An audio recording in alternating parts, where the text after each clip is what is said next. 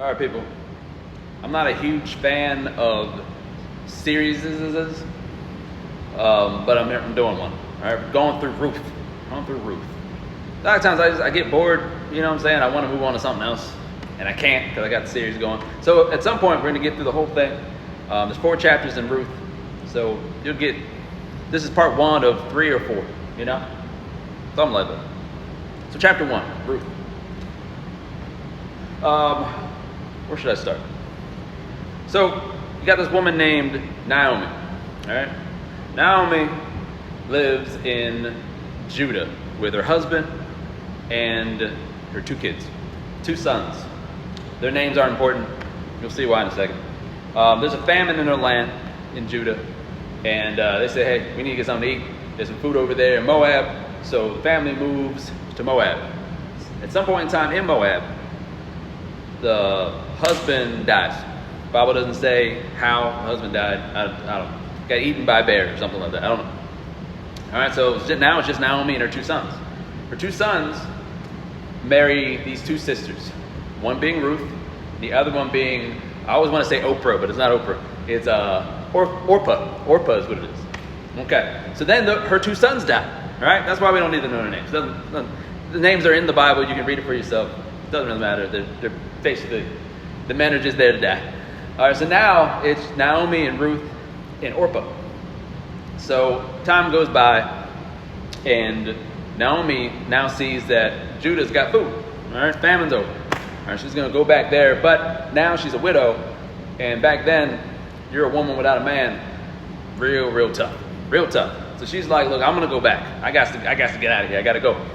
But you 2 ladies, Orpah and Ruth, you stay behind, okay? Stay here. Go find yourself some new men. You still got it going on. Do your thing. I'm going to go. And Orpah's like, yeah, I'm going to stay here. I'm going to stay here, you know? I still got it going on. I'm going to stay here. But Ruth, this is what Ruth says. This is verse 16 through 18. Because Naomi is trying to get Ruth to stay. Both of them to stay. Again, Orpah did stay. So Ruth is like, don't urge me to leave your side, Naomi, or for me to turn away from you. Where you go, I will go. Where you stay, I will stay. Your people will be my people. Your God will be my God. Where you die, I will die. And there I will be buried. May the Lord deal with me, be it ever so severely, if anything but death separates you and me. When Naomi realized that Ruth was determined to go with her, she stopped urging her. Crazy. All right, so now it's Naomi and Ruth. They're headed to Judah. And that's where our story ends in chapter 1. Naomi changes her name. And in Hebrew, Naomi means pleasant. But Naomi changes her name to Mara. Mara means bitterness. That's you have to go through a lot. You're going to change the name to mean something like that. Naomi is in a rough place. Which you can understand. I mean, and none of this is like on her, right?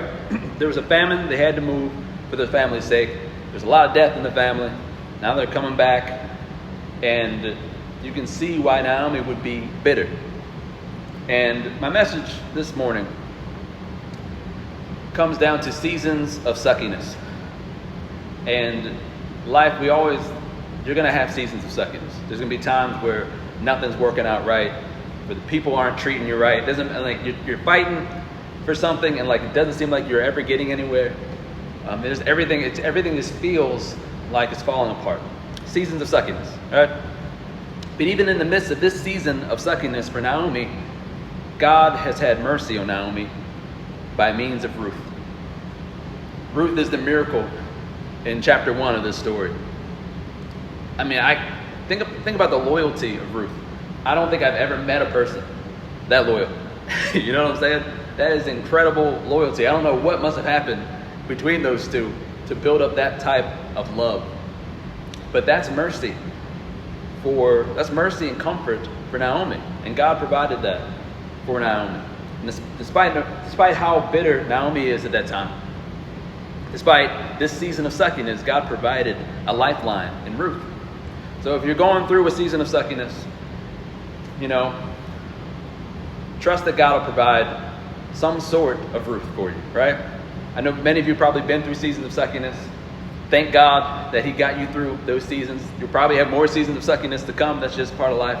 But if you go through those seasons, trust that God will bless you with a Ruth type of scenario of mercy and comfort. And trust that God will get you through. Amen?